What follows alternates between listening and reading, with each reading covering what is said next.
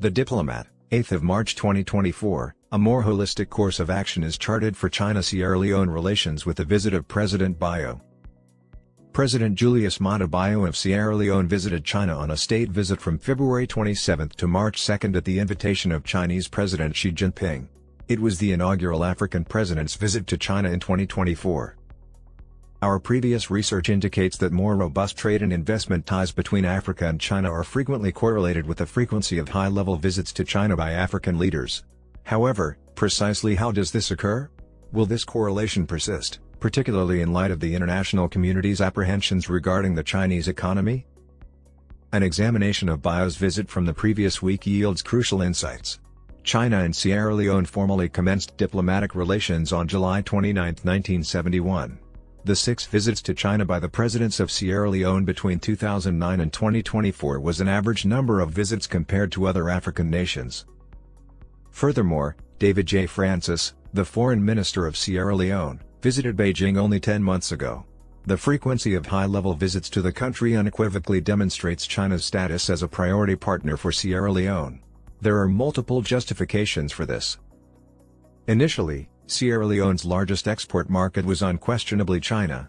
Sierra Leone exported products to China in 2021 worth $341 million. Belgium was the second largest recipient of Sierra Leone's exports, accounting for a value of less than half, $161 million. Sierra Leone is thus one of the few African nations that maintain a trade surplus with China. The General Administration of Customs, GAC, of China reports that Sierra Leone exported $1.65 for every $1 it imported from China in 2023.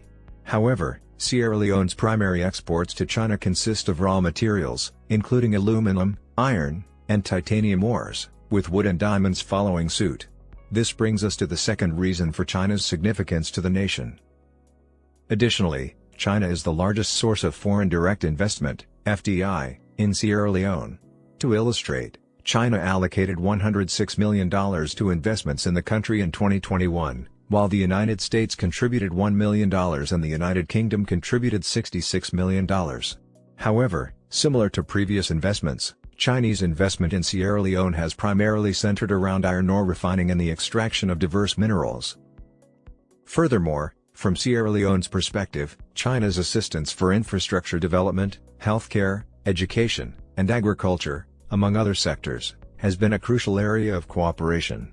The China-Sierra Leone Friendship Highway is the only contemporary expressway in Sierra Leone and is critical in facilitating travel between the capital city of Freetown and other significant metropolitan areas. However, this third priority has not been devoid of obstacles. For example, the incoming government, still in power, cancelled a new airport project in 2018 due to concerns the IMF and World Bank expressed regarding the sustainability of Sierra Leone's debt.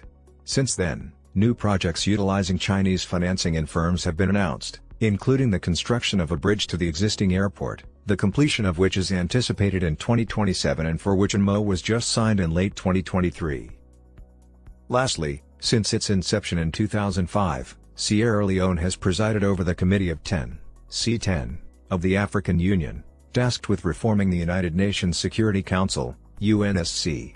Sierra Leone is obligated to engage in regular consultations with China, as one of the 5 permanent members of the United Nations Security Council, UNSC, to advocate for the African continent and garner more excellent Chinese backing for the African Union's stance regarding UNSC reform. What is the status of China's involvement in Sierra Leone?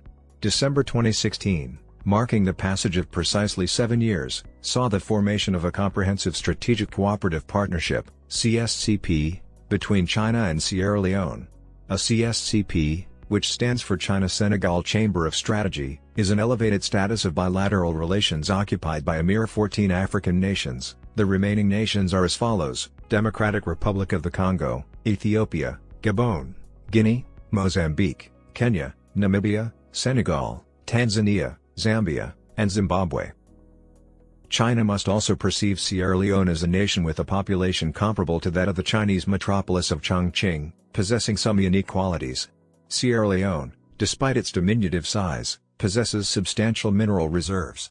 China has been undertaking measures to increase its energy security and resilience by diversifying its vital mineral and energy import sources. Sierra Leone, for instance, conducted 2 high-level visits to China between 2019 and 2023. Throughout this time, Beijing endeavored to decrease its dependence on iron ore exports from Australia, which served as Sierra Leone's primary export to China. Subsequent to the establishment of a joint economic and technical cooperation agreement during the 2019 visit, Sierra Leone witnessed a substantial surge in its exports to China, which escalated from $179 million in 2019 to $762 million in 2022. Secondly, if Sierra Leone is concerned with influencing China's stance on African positions regarding global governance, then the interest runs in the opposite direction. Due to Sierra Leone's leadership position within the AU regarding UNSC reform, it is vital to engage in dialogue to comprehend African perspectives and clarify Chinese positions and views.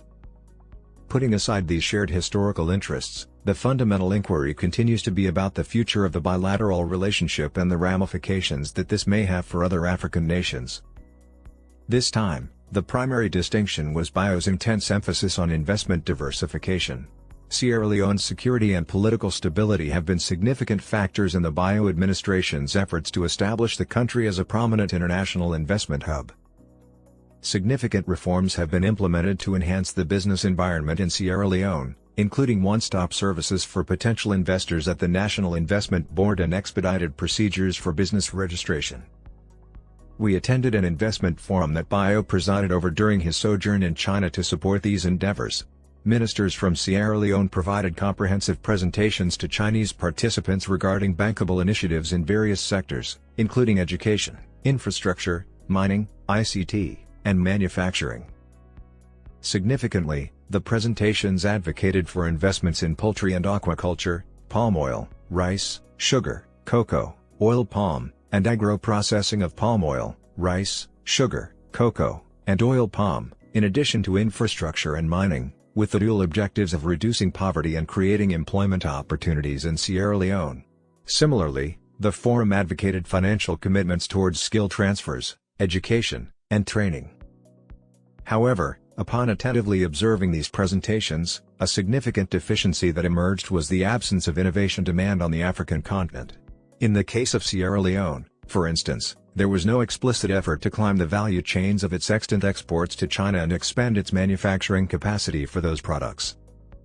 Furthermore, although Sierra Leone enjoys duty-free access to developed markets in Europe, North America, and China, investment in agro-processing for exports to China, including products that may necessitate sanitary and phytosanitary (SPS) agreements with China, which are not currently in place, was not given much consideration. However, BIO's visit implies that China continues to desire to engage comprehensively with Africa, encompassing infrastructure, trade, investment, and international relations. China's domestic economic difficulties do not significantly hinder this desire. Furthermore, this suggests several African nations, Sierra Leone being among them, are proactively striving to broaden their ties with China. Can each party achieve success? African nations are diligently attempting to recover from COVID-19 and other global disruptions. As the 9th Forum on China-Africa Cooperation, FOCAC, approaches in late 2024, these nations will require the maintenance and diversification of engagement and the encouragement of Chinese stakeholders to experiment with novel strategies.